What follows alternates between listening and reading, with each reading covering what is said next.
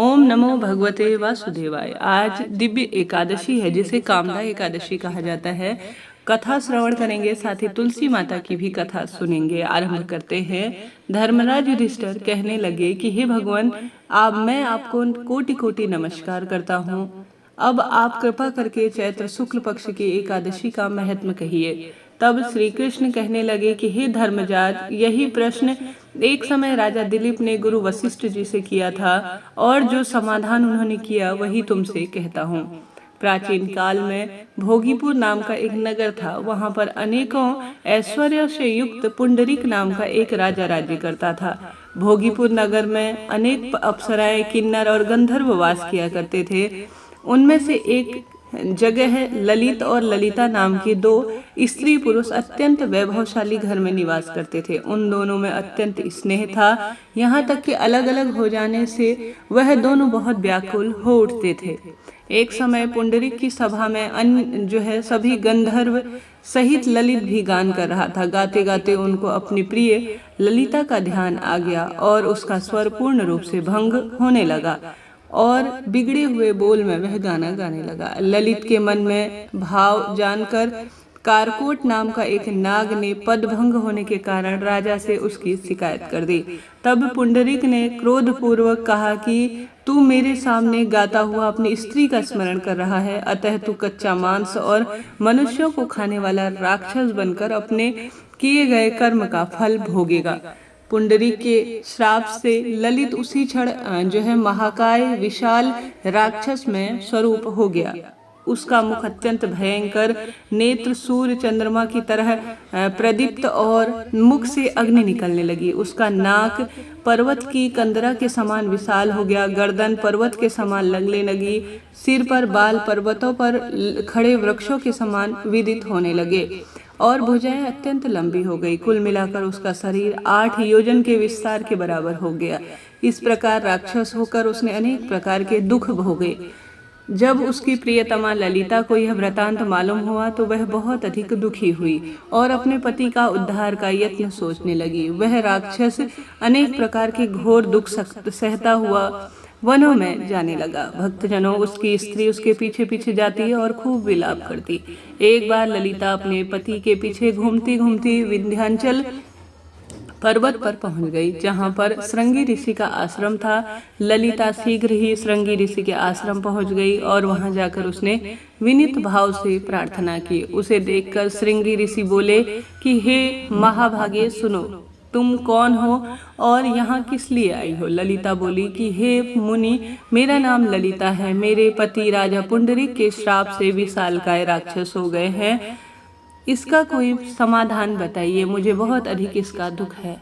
उनके उद्धार का कोई उपाय बताइए। श्रृंगी ऋषि बोले, हे गंधर्व कन्या, अब चैत्र माह के शुक्ल पक्ष की एकादशी आने ही वाली है। उसका नाम कामदा एकादशी है। इसका व्रत करने से मनुष्य के सब कार्य सिद्ध हो जाते हैं। यदि तू कामदा एकादशी का व्रत कर कर उसके पुण्य का फल अपने पति को दे देगी तो वह शीघ्र ही राक्षस योनि से मुक्त हो जाएगा और राजा का श्राप भी अश्वमेध शांत हो जाएगा।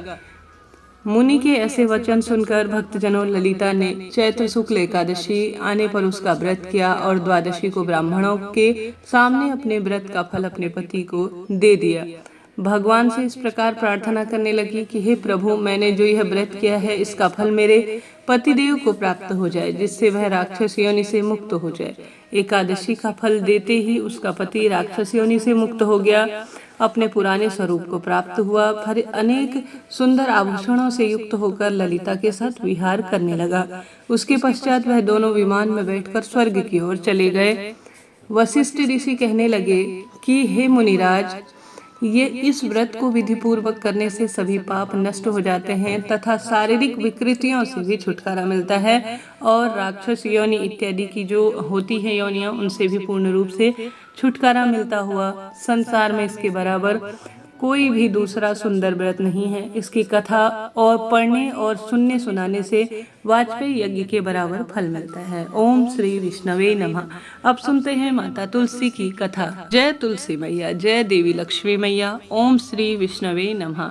एक बुढ़िया माई थी, तुलसी जी की रोज नियमित रूप से पूजन पाठन और सींचन किया करती थी और रोज एक ही प्रार्थना किया करती थी कि हे तुलसी माता, सत की दाता, मैं तेरी बिरला सींचती हूँ, मुझे बहू दे, पीताम्बर की धोती दे, मीठा मीठा घास दे, बैकुंठ में वास दे, चटक की चाल दे, पटक की मौत दे, चंदन की काठ दे, रानी सा साज दे, दाल भात का भोजन दे, 11 को मौत दे, कृष्ण जी का कांधा दे।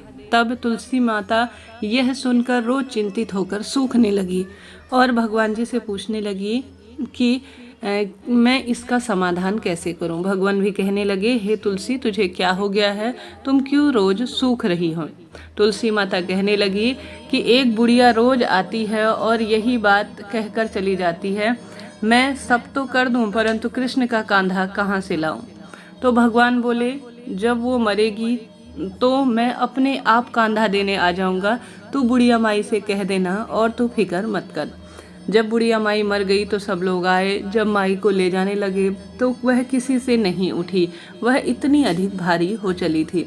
तब भगवान एक 12 वर्ष के बालक के रूप में आए और कृष्ण ने कहा उस बालक के स्वरूप में कि मैं कान में इस बुढ़िया माई की एक बात कहता हूँ, यह बुढ़िया हल्की हो जाएगी। बालक ने कान में कहा, बुढ़िया माई, मन की निकाल ले, पीताम्बर की धोती ले ले, मीठा मीठा घास ले ले, बैकुंठ का वास ले ले, चटक की चाल ले ले, पटक की मौत ले ले और कृष्ण जी का कांधा ले ले। यह सुनकर बुढ़िया माई हल्की हो उठी। भगवान ने कांधा दिया और बुढ़िया माई को मुक्ति मिली। हे तुलसी मैया, जैसे तूने पुण्य प्रताप से उस बुढ़िया माई को सुंदर स्वरूप दिया और बैकुंठ में वास दिया, वैसे ही जो भी भक्त इस कथा को सुन रहे हैं उनके सब मनोकामना पूर्ण करना और उनको बैकुंठ में वास देना। आप सभी ने यह व्रत कथा सुनी, आपका आभार और धन्यवाद। चैनल से जुड़कर नियमित रूप से व्रत कथा पूजा पाठ की जानकारी लीजिएगा। अभी के लिए इतना ही। आज विशेष एकादशी का दिन है, जितना संभव हो प्रभु का चिंतन करें। ओम नमो भगवते वासुदेवाय महामंत्र का जाप करें। साथ ही आज के दिन किया गया दीपदान, अन्नदान, जलदान, भूदान, गौदान और विशेष सेवा अर्चना परम सुख को प्रदान करती है। एकादशी व्रत करने से स्वयं के तो कार्य बनते ही हैं, परंतु पितरों को भी इससे तारण होता है और परिवार के सभी जनों को सुख प्रदान होता है। इससे पहले चैनल पर वीडियो बताया गया है कि पारण का शुभ समय क्या है, कृपया उस वीडियो को भी जरूर से देखिएगा।